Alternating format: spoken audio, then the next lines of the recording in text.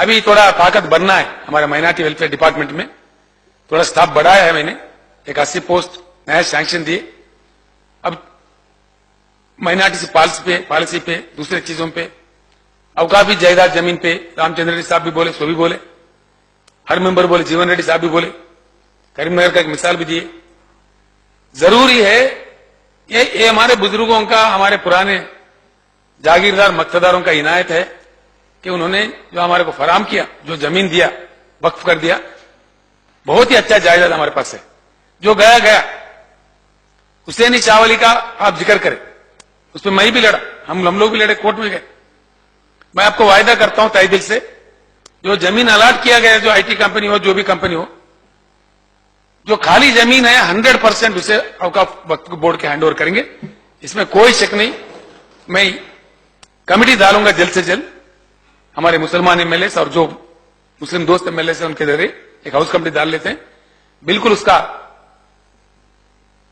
छानबीन करके खाली जितना भी जमीन है हुसैनी चावली दरगाह का 100% वक्फ बोर्ड के हैंड ओवर करेंगे।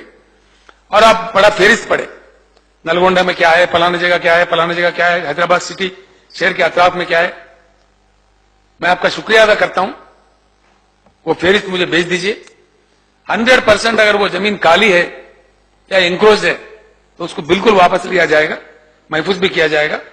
और एक बात भी मैं प्रॉमिस करता हूं आपको, अगले जो हमारे बजट सेशन चलेगा, एक कानून, एक बिल लाएंगे हमारे वक्फ बोर्ड को जुडिशियल दर्जा, ताकि वो खुद एक्शन ले सके, मजिस्ट्रियल पावर्स उनको देने का भी मैं आपको वायदा करता हूं।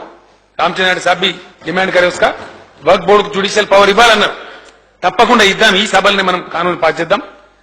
एडवोकेट जनरल साहब मैं बोलता हूं, आप खुद बैठ के वो कानून बनवाइए, आप लोग बैठ के उसको हम अमलावरी करेंगे। दूसरा, आपने अनीसुल गुरबा के लिए, उनके लिए जितना भी करे कम है। मैंने ऐलान किया इसी हैवान में, असेंबली में, कि जो ऑर्फन्स होते हैं उनके माँ बाप सरकार खुद बनना चाहिए, वो जिम्मेदारी सरकार को लेना ही चाहिए, कोई और आदमी ले नहीं सकता।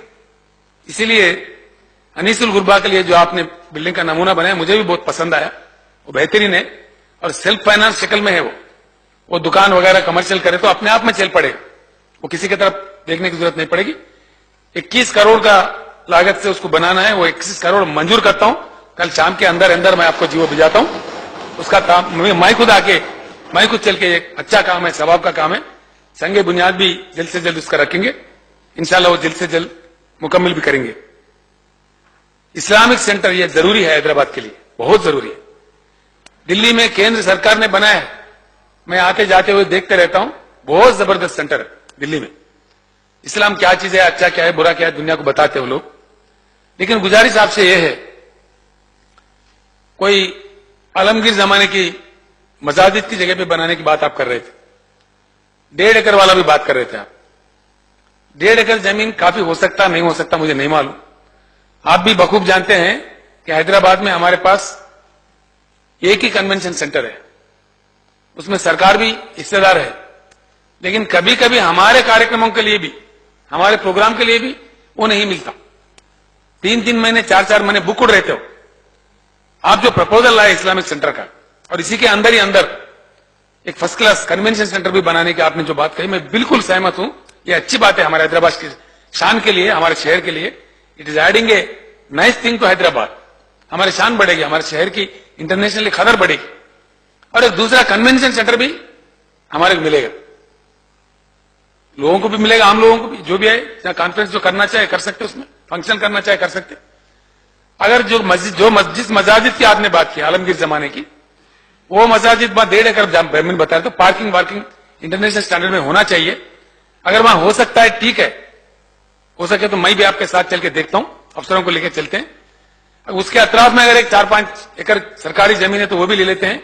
अदरवाइज दूसरा कोई अच्छा जगह ढूंढते हैं उसी एरिया में, हाईटेक सिटी के आसपास में सरकारी जमीन है, एक 8, 10, 12 एकड़ में अगर आप बनाए तो फर्स्ट क्लास पार्किंग और अच्छा एकदम बेहतरीन सेंटर जो एकदम कायम रहेगा, कईयों साल चलता रहेगा।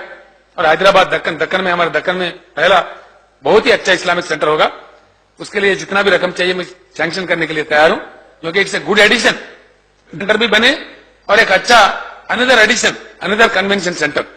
बहुत कंपटीशन है, लोग तरस रहे हैं, उसमें है तो बहुत अच्छी बात है, चल के देखें। अगर है तो वहीं बना लेते हैं, आजू बाजू में कुछ जमीन है खरीद भी लेते हैं, एक आध एकड़ खरीदना भी पड़े तो खरीद भी लेते हैं, बना देते हैं। मैं आपको वायदा करता हूं उसको मुकम्मल करेंगे हम लोग। अगले इलेक्शन से पहले ही उसका इब्तिदा भी करेंगे, उतना जोर से काम करेंगे।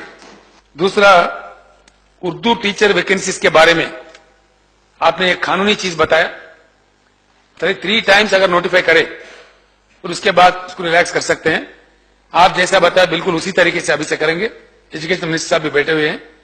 उर्दू मीडियम के जो इंस्टीट्यूशंस है, वो जूनियर कॉलेज भी हो, टीचर स्कूल भी हो, प्राइमरी स्कूल भी, हाई स्कूल भी हो, उर्दू डीएससी बुलाएंगे हम लोग। 1 बार 2 बार 3 बार बुला ला के कानून के मुताबिक अगर वो उसको कर सकते हैं उस तरीके से, तो बिल्कुल करने के लिए मैं तैयार हूं। वो आपसे एजुकेशन मिनिस्टर साहब बात भी कर लेंगे। NEET exam should be conducted in Urdu, there is nothing wrong, बिल्कुल इससे मैं सहमत हूं।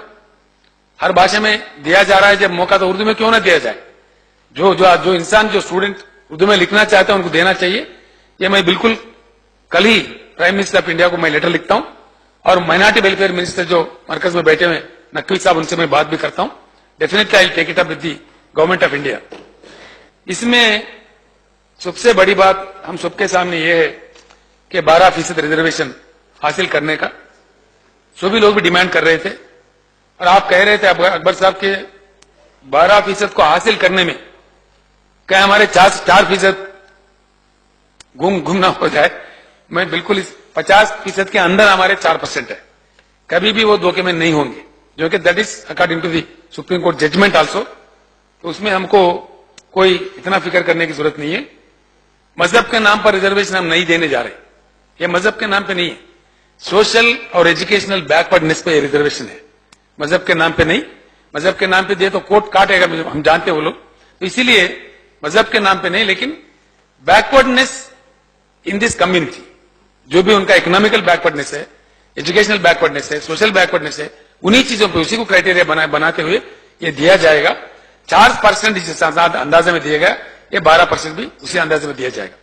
एक बार సభ్యులందరికీ కూడా నేను చెప్తా ఉన్నాను, దయచేసి దీనిలో మనకు అనుమానం అక్కర్లేదు. ఎందువల్ల అంటే 4 సంవత్సరం నుంచి పాస్ చేసుకున్నటువంటి యాక్ట్ ను 9th షెడ్యూల్ లో చేర్పించినారు. అదే కావాలని చెప్పి ఈరోజు మనం అడుగుతా ఉన్నాం. हमारे ऐवान के जरिए through you sir, I assure all my Muslim brothers and sisters of Telangana that Telangana government is keen for the development of the Muslim community of Telangana. 100% मायूसी छोड़ दो, आपके साथ तेलंगाना सरकार है, बिल्कुल आप तरक्की होना चाहिए। खुद ही को कर बुलंद इतना, हर तकदीर से पहले खुदा खुद बंदा से पूछे बता तेरी रजा क्या है। तो इस हिसाब से बिल्कुल अपने आप में हिम्मत रखिए, मायूसी छोड़ दीजिए और आगे बढ़ के एक सुनहरा तेलंगाना बनाने में आप भी भागीदार हिस्सेदार बनिए। बिल्कुल सरकार आपके साथ रहेगी। इतना कहते हुए मैं रुखसत होता हूं सर।